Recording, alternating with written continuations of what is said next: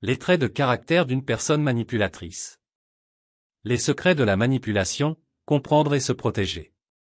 Mes chers amis, aujourd'hui, je souhaite aborder un sujet crucial qui affecte nos vies de manière plus subtile que nous ne le réalisons parfois. Il s'agit des traits de caractère d'une personne manipulatrice et de l'impact que cela peut avoir sur notre quotidien.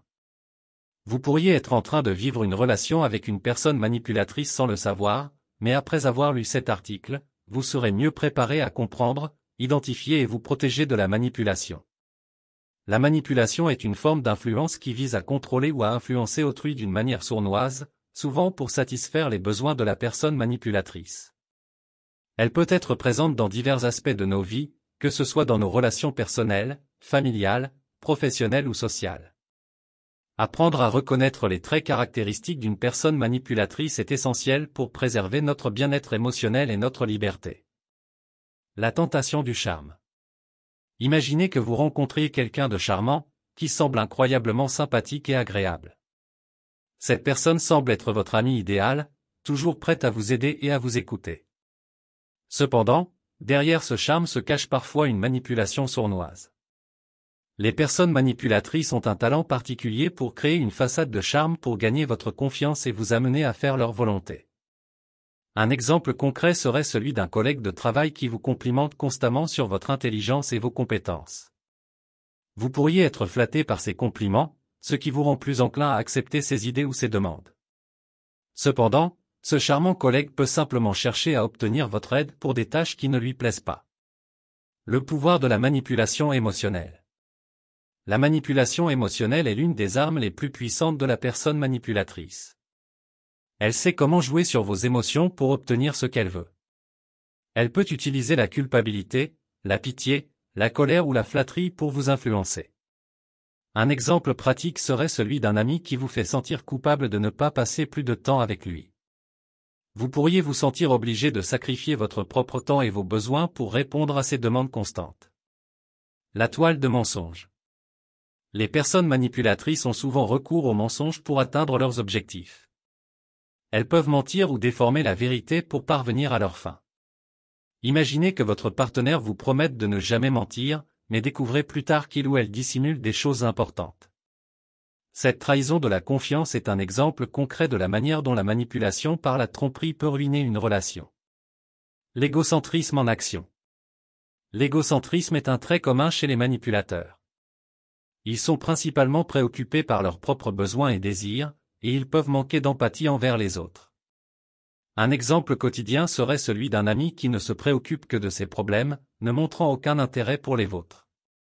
Il attend toujours que vous soyez là pour le soutenir, mais ne vous accorde jamais la même attention en retour. L'art de la manipulation intellectuelle. La manipulation intellectuelle est un autre outil que les personnes manipulatrices utilisent pour influencer les autres. Elles déforment les faits, minimisent ou maximisent les situations pour vous faire voir les choses à leur manière. Imaginez un collègue qui tente de vous convaincre que ses idées sont toujours les meilleures en citant des exemples biaisés et en ignorant délibérément les faits qui ne vont pas dans son sens. Cela peut vous amener à prendre des décisions qui ne sont pas dans votre meilleur intérêt. Quand la flatterie devient excessive.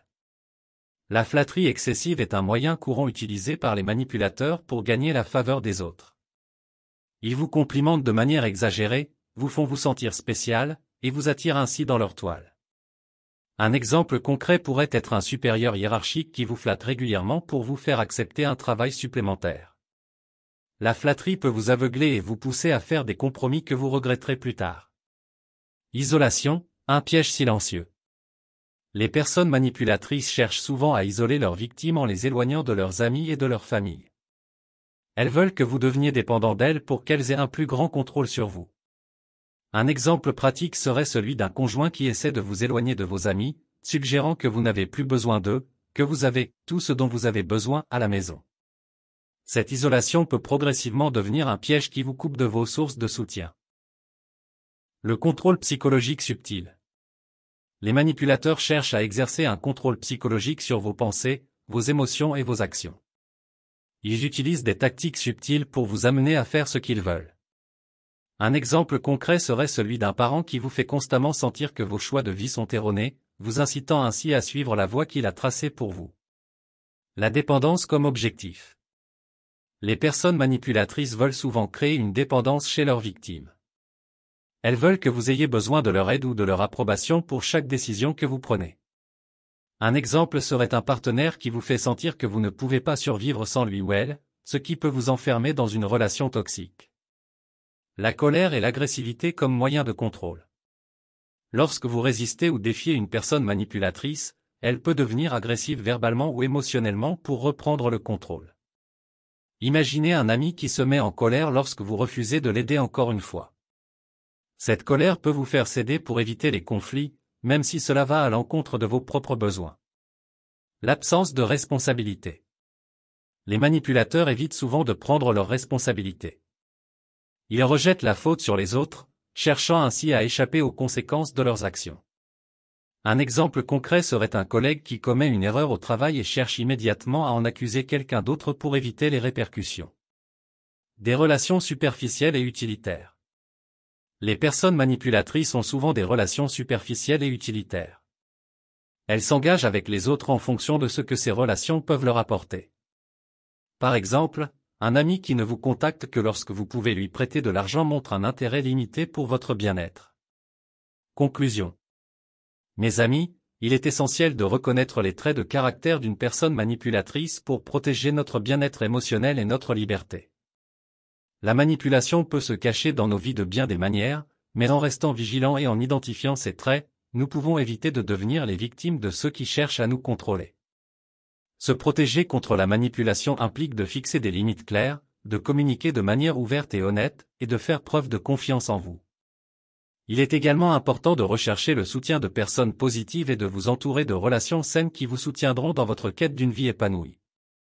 Rappelez-vous, vous avez le pouvoir de prendre des décisions éclairées et de préserver votre bien-être. En comprenant les traits d'une personne manipulatrice, vous pouvez résister à son influence et mener une vie plus authentique et épanouissante. Ne laissez pas les manipulateurs dicter votre destin, prenez les rênes de votre vie et choisissez la voie qui vous convient le mieux. Nous sommes arrivés à la fin de cette vidéo pratique. Nous espérons sincèrement que cette vidéo a été une source d'inspiration et de réflexion pour vous.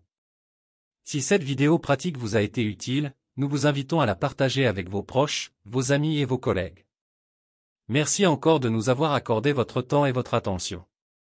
Bien à vous.